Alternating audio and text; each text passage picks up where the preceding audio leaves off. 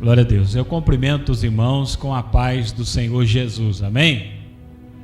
Graças a Deus por mais esta oportunidade que Deus nos concede de estar em sua casa. Abra sua Bíblia na primeira carta de Pedro, capítulo 1, e o versículo 15 e 16. De trás para frente é Apocalipse, Judas, João, Pedro. Então, primeira carta de Pedro, capítulo de número 1, versículo de número 15 e versículo de número 16. Nós vamos falar sobre uma das coisas muito importantes na vida do cristão. Deus abençoe, irmão. O galardão está garantido. Aleluia. Glória a Deus. Quem achou diz amém. Então diz assim a palavra de Deus: mas como é santo aquele que vos chamou, sede vós também santos em toda a vossa maneira de viver, porque está escrito: sede santos, porque eu sou santo. Pode se sentar. Aleluia. Veja bem que Pedro está dizendo: como é santo aquele que vos chamou. Isso é indiscutível. Deus é santo. E Deus não está menos santo nem mais santo. Ele é santo. Deus é santo, Ele não vai ficar mais santo e nem menos santo. Deus é santo e ponto. Deus é a santidade se define em Deus. Deus é santo, pronto. Isso não vai mudar. Aí ele continua: como é santo aquele que vos chamou, sede vós também santos em toda a vossa maneira de viver. Primeiro, Deus é santo. Agora vocês devem imitar a Deus e serem santos em toda a vossa maneira de viver. Em tudo que vocês fizerem, sejam santos.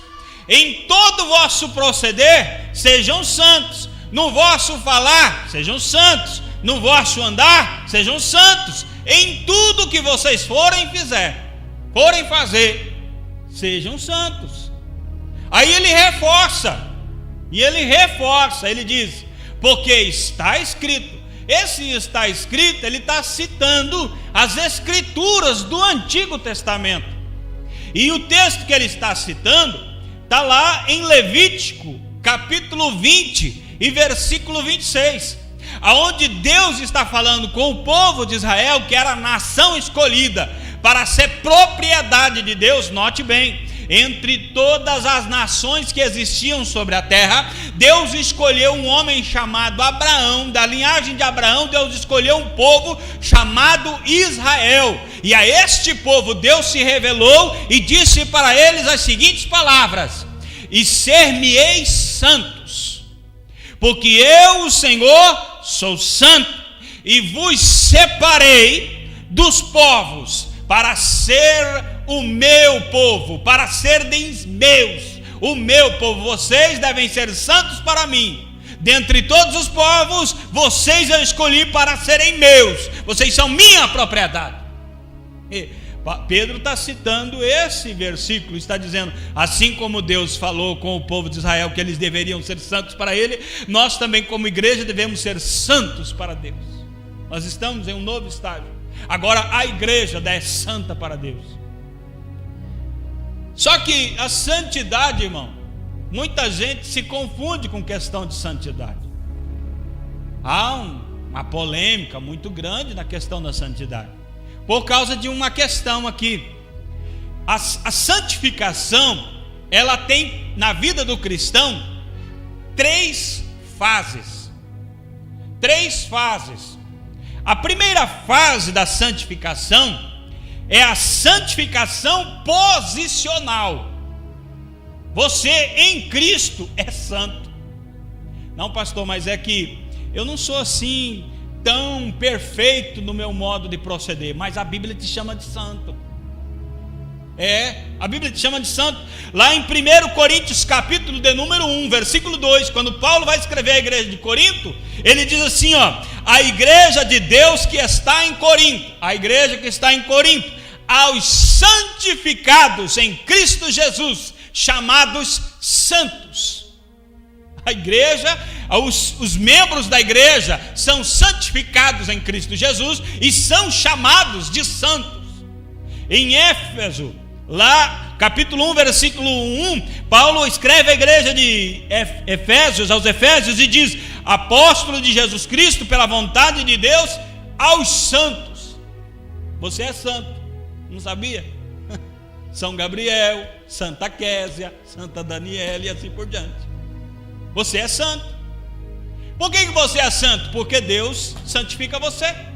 O sangue de Cristo santifica você. Você é chamado de santo. Então, quando eu falo São Pedro, São João, São Benedito, São Expedito, São Paulo, eu não estou errado, porque é santo em Cristo. Você é santo. São Jauri, aleluia. Não tem, irmão, você é santo. Esse é um título, a santidade posicional. Você é um santo, santificado pelo sacrifício de Cristo. Hebreus capítulo de número 10 e versículo de número 10 diz assim, na qual vontade temos sido santificados. Nós temos sido santificados pela oblação do corpo de Jesus. O que é isso? A oferenda, a oferta de Cristo na cruz. O corpo dele foi oferecido na cruz, e quando aquele sacrifício foi aceito por Deus, você se tornou santo para Deus. O versículo 14 diz: porque uma só oferta, uma só oblação aperfeiçoou para sempre os que são santificados. Você não é santo pelos seus méritos. Tadinho de mim, tadinho de tu, com os nossos méritos, com o que nós fazemos, com o nosso caminhar, com o nosso proceder. Tadinho. Você é pecador, irmão, até no rastro. Não tem jeito. Agora, o sacrifício de Cristo te põe numa posição de santo. Essa é uma santidade, uma santificação posicional. Deus te colocou na posição de santo. Você é santo. Porém, quem despreza esta posição, a punição é severa. O mesmo capítulo de número 10, mais adiante um pouco, no versículo 28 e 29, veja o que a Bíblia diz: quebrantando alguém a lei de Moisés, se alguém transgredisse a lei de Moisés, morria sem misericórdia, era apedrejado. Só pela palavra de 2 ou 3 testemunhas, era apedrejado, morria. De quanto maior castigo cuidais vós, será julgado merecedor aquele que pisar o Filho de Deus e tiver por profano o sangue da nova aliança, com que foi santificado, e fizer agravo, ofender o Espírito da graça. Vou colocar numa tradução, linguagem de hoje, para você entender melhor. Então, o que será que vai acontecer com os que desprezam o Filho de Deus e consideram como coisa sem valor o sangue da aliança de Deus que os purificou? E o que acontecerá com quem insulta o Espírito de Deus que o ama? Imaginem como será pior ainda o castigo que essa pessoa vai merecer. O que o escritor aos Hebreus está dizendo: se na lei antiga uma pessoa, quando praticava um erro, agravava a lei de Deus, ele era levado para fora do arraial e era apedrejado até a morte, morria sem misericórdia, morria. Imagine quanto maior castigo é merecedor aquele que não precisa cumprir a lei, porque Cristo cumpriu a lei no lugar dele. Aquele que não precisa levar um sacrifício até o tabernáculo, porque Cristo foi a oferta perfeita para que o tal tivesse acesso a Deus. Você desfruta de um benefício muito grande, só que o benefício tem preço se você pisar. Se você desprezar o sangue de Cristo, se você desprezar essa santificação que Deus está te oferecendo. Sabe o que a Bíblia diz? A Bíblia diz que os homens não serão condenados. A Bíblia diz que os homens lá fora já estão condenados, porque desprezam o Filho de Deus, desprezam a graça de Deus, já estão condenados. A pessoa, para se livrar da condenação, ela tem que vir a Cristo. E aqueles que estão dentro da igreja e desprezam a Cristo, terrível castigo os aguarda. Irmão, mensagem dura de ouvir nos dias atuais, hein? Nós fomos separados para Deus. 1 Coríntios 6 e 10 e 11 vai dizer o seguinte: não erreis, nem os devassos, nem os idólatras, nem os adúlteros, nem os efeminados, nem os sodomitas, nem os ladrões, nem os avarentos, nem os bêbados, nem os maldizentes. Maldizente é quem gosta de falar mal da vida dos outros, sempre está maldizentes. Nem os roubadores herdarão o reino de Deus. Esse tipo de gente não entra no reino de Deus, não faz parte. Versículo de número 11: e é o que alguns têm sido, mas haveis sido, vocês, igreja, haveis sido lavados, mas haveis sido santificados, mas haveis sido justificados em nome do Senhor Jesus e pelo Espírito do nosso Deus.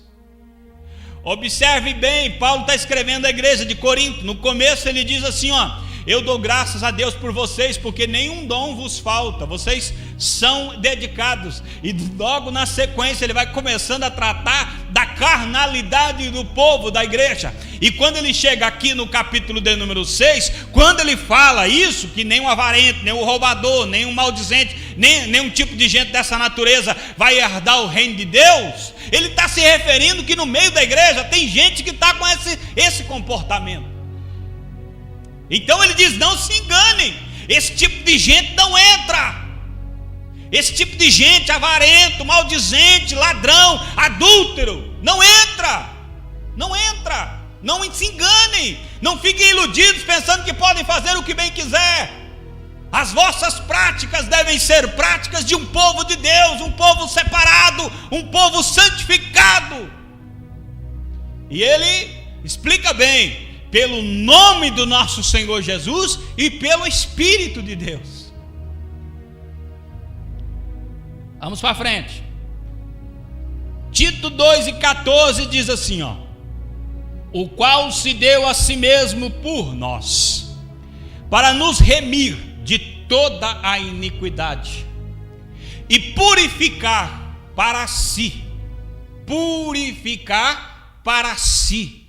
um povo seu especial, zeloso e de boas obras.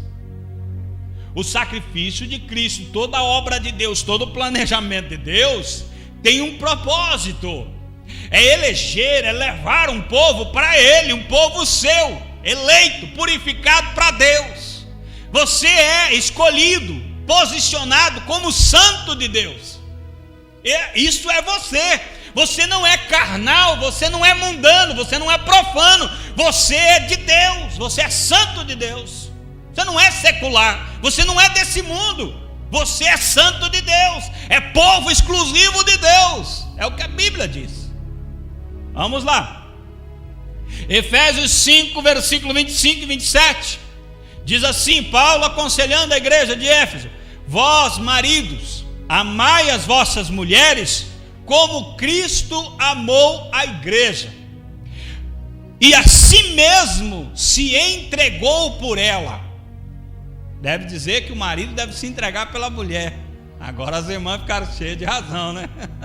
O marido deve amar a esposa como Cristo amou a igreja, e se entregou pela igreja. Cristo pagou todo o preço para que a igreja, olha, para a santificar, purificando-a com a lavagem da água pela palavra, para apresentar a si mesmo, para ele mesmo, uma igreja gloriosa, sem máculas, nem ruga, nem coisa semelhante, mas santa e irrepreensível.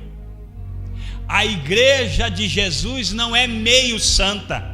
A igreja de Jesus não é misturada com santidade e mundanismo. A igreja de Cristo, a verdadeira, a qual ele pagou o preço, morreu por ela, purificou para si, é uma igreja santa, sem nenhuma sequer mancha, nada, nenhuma ruga de envelhecimento, pura, perfeita, santa para Deus. Essa é a igreja de Cristo. E para que lado nós devemos caminhar, meus irmãos? Para esse lado, para o lado da santidade, para o lado da perfeição, para o lado da plenitude da santidade, sempre para esse lado. Pastor, mas eu não vou conseguir, eu erro, eu falho, mas continua tentando abençoar, não desiste não, procure ser santo cada vez mais. Para mim passar para o segundo ponto, na mesma carta de Pedro, no capítulo de número 2, versículo de número 9, ele arremata dizendo: vós sois a geração eleita, o sacerdócio real, a nação santa, o povo adquirido, para que anuncieis as virtudes daquele que vos chamou das trevas para a sua maravilhosa luz.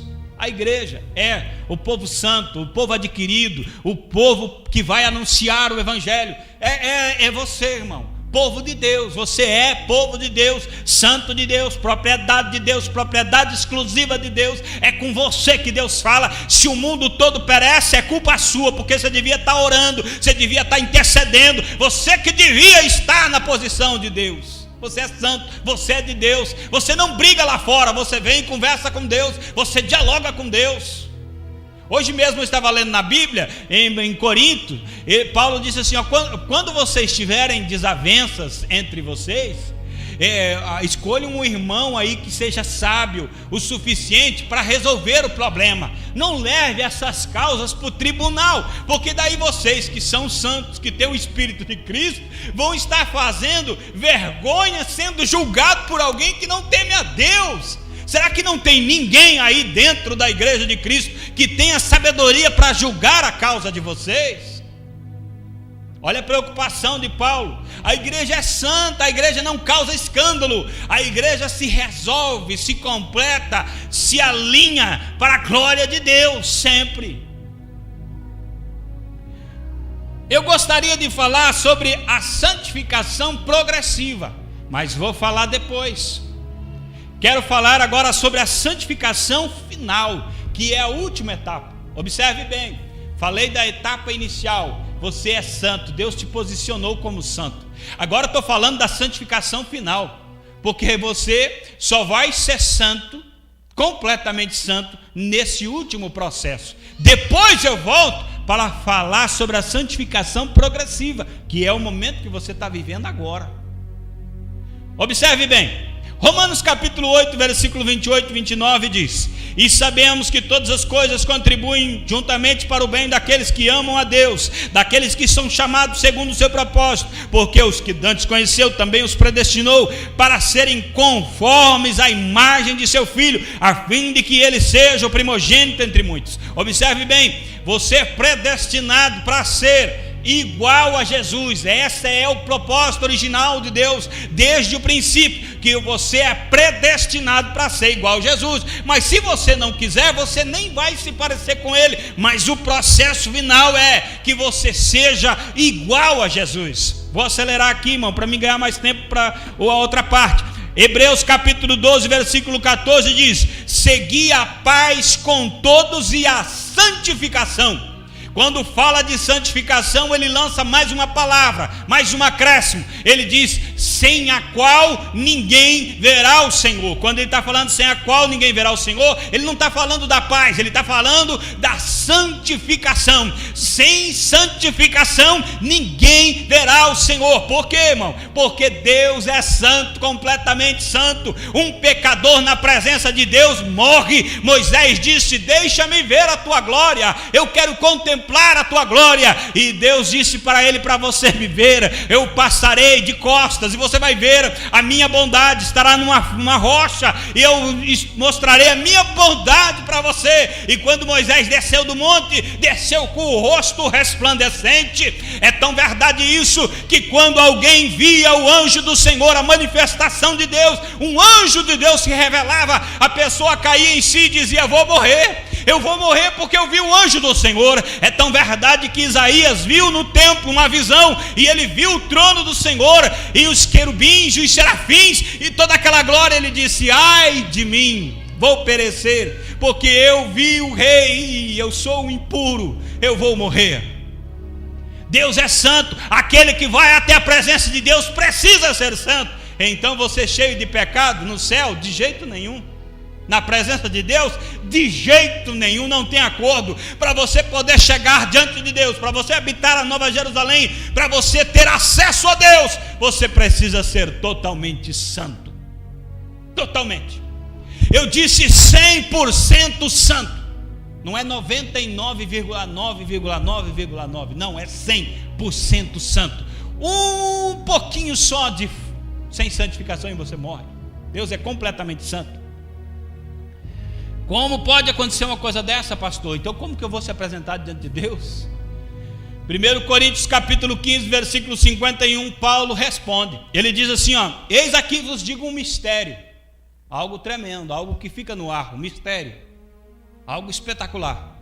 Nem todos dormiremos. Há alguém que não vai morrer. Quando ele fala dormir, é morte. Nem todos dormiremos, mas todos seremos transformados. Esse corpo que você tem será transformado num corpo santificado para estar na presença de Deus. O corpo que você vai receber no arrebatamento é um corpo glorificado, um corpo glorioso, santo. Sem esse corpo você não pode apresentar-se diante de Deus. Com essa natureza carnal, com esse corpo carnal, você não pode estar na presença de Deus. Você precisa ser transformado.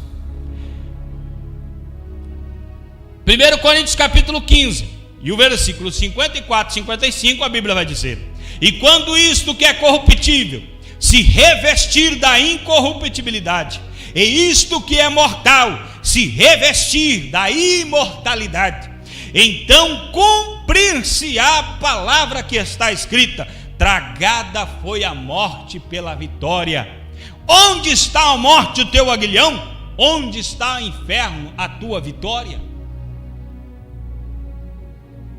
Irmão, a morte será o último inimigo a ser completamente vencido, porque Cristo venceu a morte. Amém, glória a Deus. E Ele ressuscitou, aleluia. Mas você ainda morre. Você ainda morre. Mas quando acontecer esse processo da santificação final, você não morre mais. Diz a Bíblia aqui, aquilo que é mortal se revestirá da imortalidade. Não morre mais. E eu vou dizer uma coisa legal: você não morre mais e não vai ser uma imortalidade tediosa, tipo aqueles imortais que estão dizendo: por favor, alguém me mate, porque eu não aguento mais viver, já faz 1000 anos que vivo e essa vida é um tédio, eu quero morrer.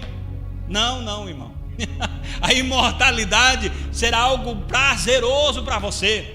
Quer dizer, o tempo vai estar passando e você nem vai estar vendo, irmão, porque nem dia existe. É sempre dia, é sempre glória, é sempre paz, é sempre alegria, é sempre prosperidade. Não existe dias difíceis. Quando a Bíblia diz que você não vai se lembrar mais das coisas da terra, não é que a sua mente vai ser formatada, e quando você chegar no céu, você não vai se lembrar de nada. Quem sou eu? O que estou fazendo aqui? Não é isso. A Bíblia diz que você não vai ter lembranças das coisas passadas, porque as alegrias serão tão grandes, tão grandes, tão grandes, tão grandes, que você não vai fazer questão de se lembrar dos seus momentos de miséria e de sofrimento na terra. Isso vai ficar no esquecimento. As coisas de Deus que estão reveladas para você não vão se comparar com a vida terrena aqui. Prosseguindo. 1 João capítulo 3, versículo 2 e 3. Amados, agora somos filhos de Deus. Maravilha. E ainda não é manifestado o que havemos de ser. Nós somos filhos de Deus, mas ainda não é manifestado. Mas sabemos que quando Ele se manifestar, quando Jesus se manifestar, seremos semelhantes a Ele. Aí sim, irmão, processo finalizado. Porque assim como é, o veremos. E qualquer que nele tenha esta esperança, purifica-se a si mesmo. Está entendendo? Romanos 8,17. E se nós somos filhos, somos logo herdeiros, também herdeiros de Deus e co-herdeiros de Cristo. Se é certo que com Ele padecemos, para que também com Ele sejamos glorificados. Está entendendo? A vida cristã não é uma vida de triunfalismo. Você padece como cristão, as pessoas zombam de ti. Se você não está enfrentando nenhum tipo de oposição à sua fé, se tudo caminha perfeitamente, ninguém é contrário ao seu modo de crer e pensar, desconfie desse processo. Pode ter algo de errado com a sua fé, porque o mundo te odeia, o mundo é contra você. As pessoas não aceitam a sua fé verdadeira em Cristo, as pessoas se opõem. O vento é contrário. O diabo se levantou para derrubar a igreja. Ele não está deitado descansando. Aquilo que Pedro falou, o diabo anda ao derredor, ele anda sempre ao derredor. Ele não parou para descansar. Ele continua andando querendo tragar, ainda está com muita fome. Então, fiquemos espertos. Filipenses 3, 20 e 21. Mas a nossa cidade está nos céus, de onde também esperamos o Salvador, o Senhor Jesus Cristo, que transformará o nosso corpo abatido, para ser conforme o seu corpo glorioso, segundo o seu eficaz poder, de sujeitar também a si todas as coisas. Entenda de uma vez por todas, irmão. Nessa vida aqui você vai enfrentar lutas, oposições, barreiras, mas você não é daqui. Você não é daqui. A sua cidadania é celestial. Você é do céu. Por mais que você sofra aqui, por mais que você chore aqui, seja abatido aqui, continua sobrevivendo, irmão. Sobreviva, porque você não é daqui, você é do céu. A sua cidade está nos céus. Jesus virá, e quando Ele vier, a igreja será levada para Ele, e para sempre vai estar com o Senhor. Agora eu quero falar sobre o ponto que mais me interessa nessa mensagem. Eu pulei essa segunda parte para mim chegar aqui agora. A santificação progressiva. Você é chamado para ser santo. E o final é que você é predestinado para ser completamente santo. Você é chamado para ser santo. E você será santo se você permanecer em Cristo. Agora o meio do caminho é que é o importante. A santificação progressiva é que é o negócio que vai fazer toda a diferença na sua vida. Para que lado você vai? Para o lado da santidade ou para o lado da infidelidade? Da carnalidade? É isso. O maior problema da igreja de hoje é que eles não caminham para a santidade, eles caminham por outro lado. E querem ser santos?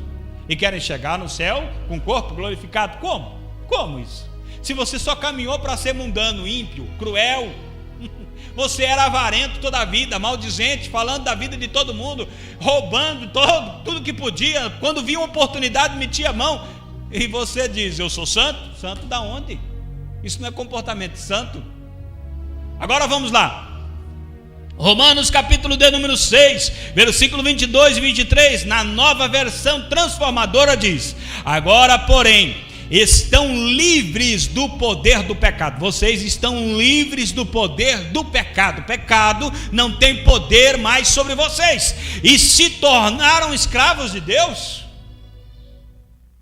Ué, irmão, prestou atenção? A Bíblia está dizendo que você agora se tornou escravo de Deus.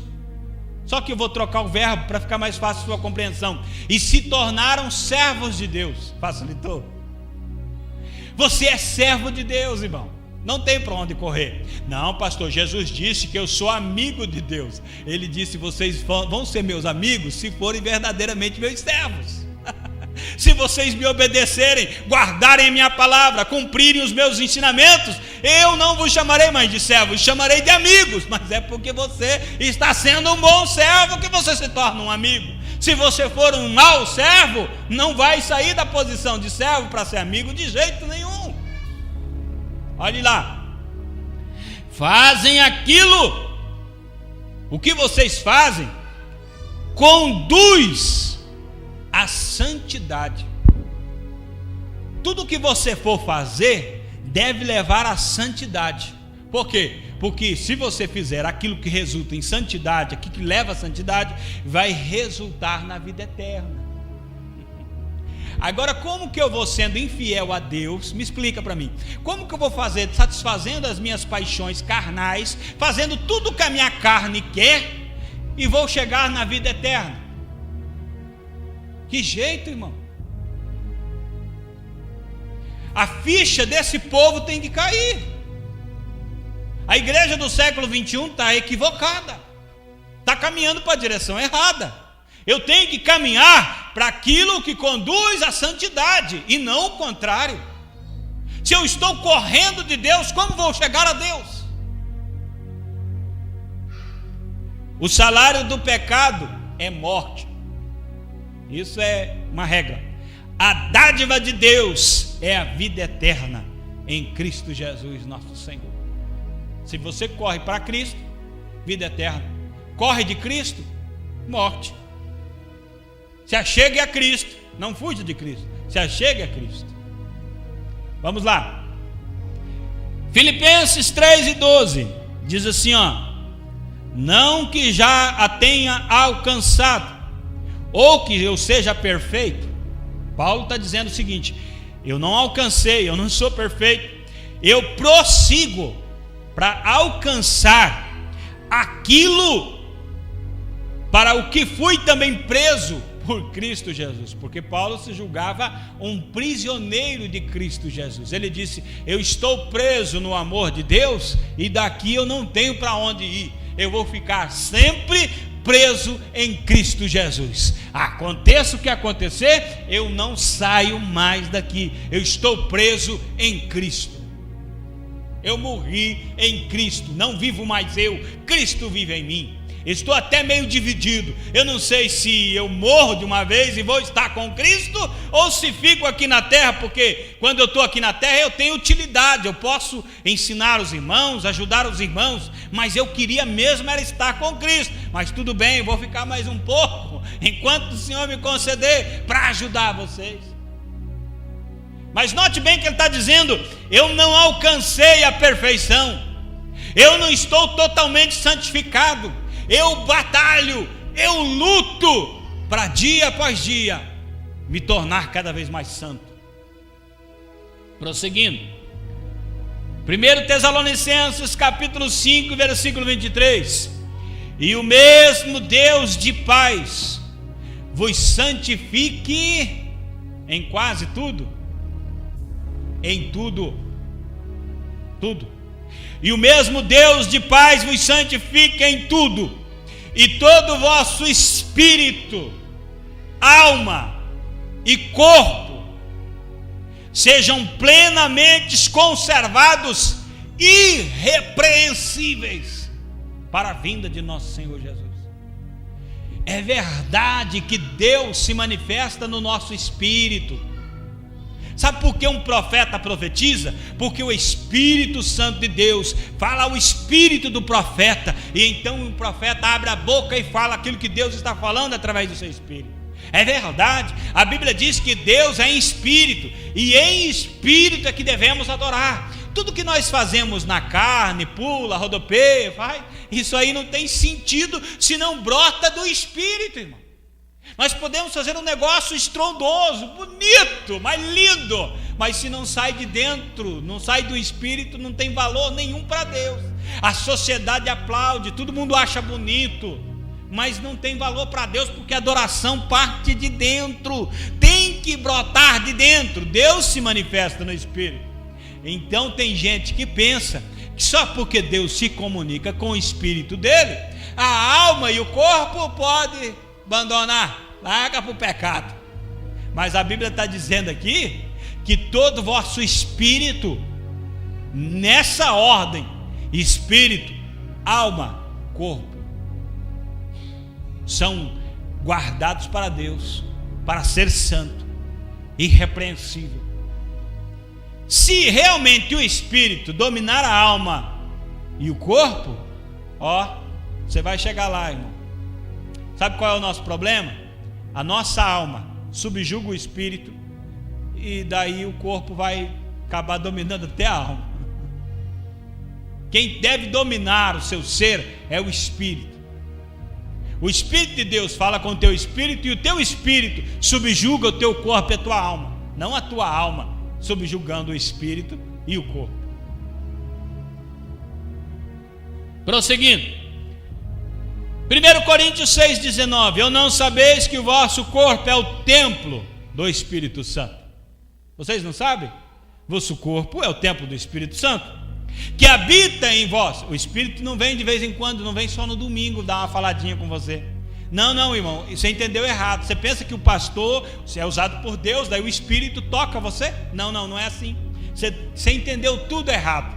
Porque a Bíblia está dizendo que você crente, é o templo do Espírito Santo, e o Espírito Santo habita dentro de você. Então, para Deus falar com você, sabe o que você precisa? Você precisa voltar-se para dentro, olhar dentro de você. O Espírito está lá dentro de você. Você não precisa ir até Jerusalém para encontrar Jesus, para encontrar o Espírito Santo de Deus. Não, ele está dentro de você.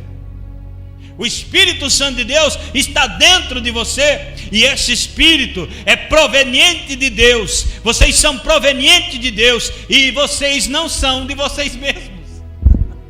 Você não é de você, irmão. Você não é propriedade sua.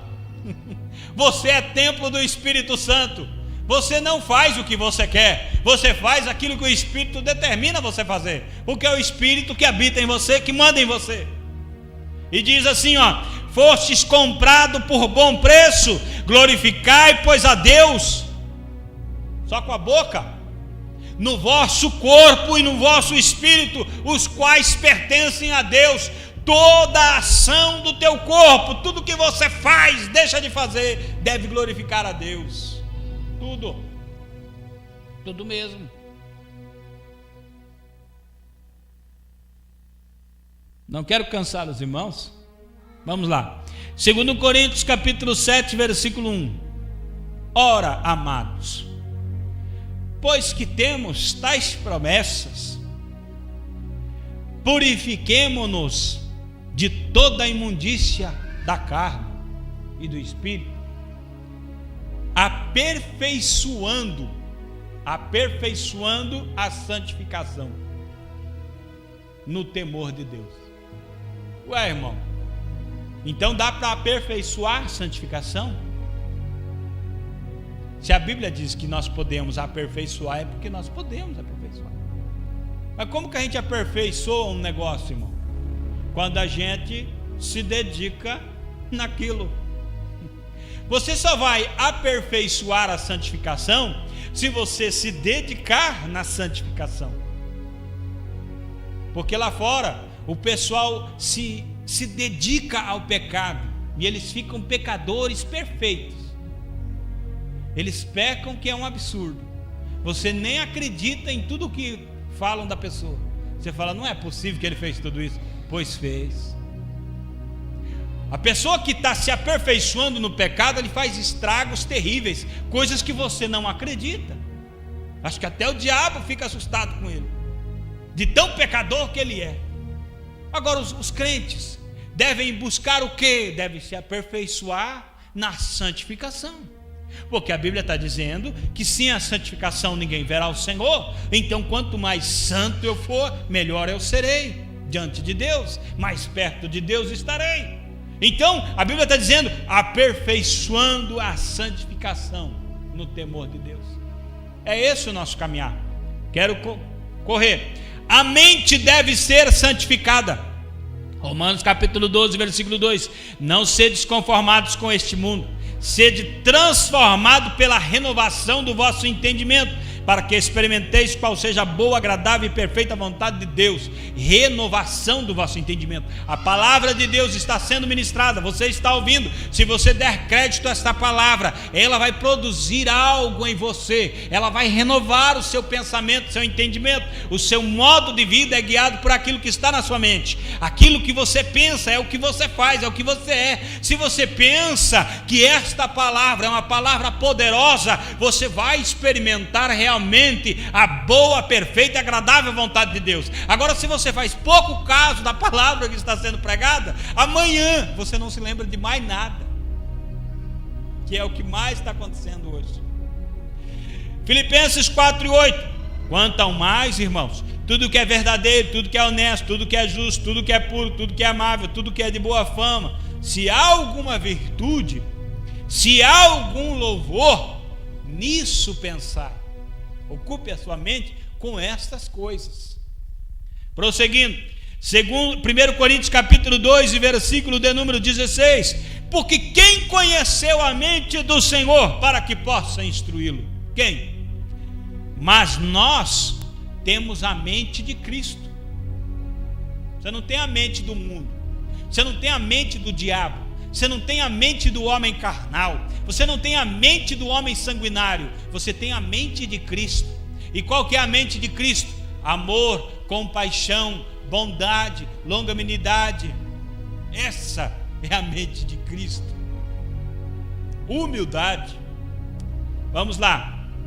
Filipenses 2, versículo 15 e 16 vai dizer o seguinte: mesmo em meio a uma geração corrompida e perversa, sejais irrepreensíveis e sinceros, filhos de Deus inculpáveis, no meio de uma geração corrompida e perversa, entre a qual resplandeceis como astros no mundo, retendo a palavra da vida, para que no dia de Cristo possa gloriar-me de não ter corrido nem trabalhado em vão. Alguém pode dizer assim: não, mas é que o mundo é terrível, irmão. O mundo é terrível, irmão. O mundo sempre foi terrível, irmão. É você que tem que fazer a diferença mesmo. Mas o diabo é terrível. Não, se o diabo sempre foi terrível, irmão, é você que tem que fazer a diferença. É você que tem que resplandecer a justiça de Deus. É você que tem que resplandecer a verdade do Evangelho. A glória do Evangelho tem que ser vista através do teu proceder, porque você não é mundano. Tem crente que é tão crente que, se você disser paz do Senhor para ele, os amigos dele ficam tudo assustados, falam: não acredito que você é crente, porque ele não tem comportamento de crente. Ele é um agente secreto, ele não tem nada de santificação na vida dele, ele não parece um crente. Quando alguém denuncia e diz ele é crente, todo mundo fica: ué, mas como assim? É mesmo, de verdade? E aqueles, irmão, que quando descobre que você é crente, fala: ah, você é crente, que bênção, eu também sou crente. Não diga. Sempre vi você fazendo tudo que é errado e agora você diz que é crente. Concluindo, irmão, Deus não nos chamou para a impureza, Deus nos chamou para a santificação. 1 Tessalonicenses 4, 7 e 8 diz: Deus não nos chamou para a imundícia, mas para a santificação. Portanto, quem despreza isto, não despreza o homem, mas sim a Deus, que nos deu também o seu Espírito Santo. Quando a pessoa está desprezando o processo de santificação, ela não está desprezando a igreja que prega, ela não está desprezando o coitado do pregador que também precisa se santificar dia após dia. Não, ela não está desprezando a sociedade cristã evangélica, ela não está desprezando os homens, ela está desprezando realmente a Deus. Quando você não procura se santificar, está desprezando a Deus. Mas a Bíblia está dizendo que é em santificação que devemos viver. Lá em 2 Pedro capítulo 3, versículo 10 e 11, coloquei na linguagem da NVT, quando fala ali que as coisas vão acontecer, veja só, o dia do Senhor virá como um ladrão. Quando você menos espera, o dia do Senhor acontece. Os céus desaparecerão com terrível estrondo, até os elementos serão consumidos pelo fogo, e a terra e tudo o que nela há serão expostos. É o que está escrito, é isso que vai acontecer. Visto, portanto, que tudo ao redor será destruído, qual é o comportamento de vocês, crentes? A vida de vocês deve ser caracterizada por santidade e devoção. Todo o vosso proceder, todo o vosso agir deve ser caracterizado por santidade. As pessoas vão olhar para você e vão dizer: ali vai um santo, ali vai um homem de Deus, uma mulher de Deus. Por quê? Porque se você não caminhar nesse processo, você vai entristecer o Espírito de Deus. Efésios 4:30 diz: não entristeçais o Espírito de Deus. O Espírito de Deus, na Bíblia, no Novo Testamento, 91 vezes é chamado de Espírito Santo. Em alguns lugares ele é chamado o Espírito de Cristo, em outros lugares ele é o Espírito da verdade, em algum lugar o Espírito, o Consolador, mas 91 vezes no Novo Testamento ele é chamado de Espírito Santo. Isso quer dizer o quê? Que uma das maiores características, da personalidade dele é santidade. Santo, santo, santo. Isso quer dizer o seguinte: quando você vai assistir um filme, o Espírito Santo que habita dentro de você está assistindo o filme com você. Quando você para ouvir uma música, o Espírito Santo que habita dentro de você está ouvindo a música que você está ouvindo. Que tipo de música você tem ouvido? Que tipo de filme você tem assistido? Quando você olha para alguém na rua que está passando, o Espírito Santo que habita dentro de você está dentro de você, está olhando com você. Para onde os teus olhos têm olhado? Quando você faz qualquer coisa, o Espírito Santo, que 91 vezes o Novo Testamento está dizendo: santo, santo, santo, santo, ele está com você em todo o seu proceder.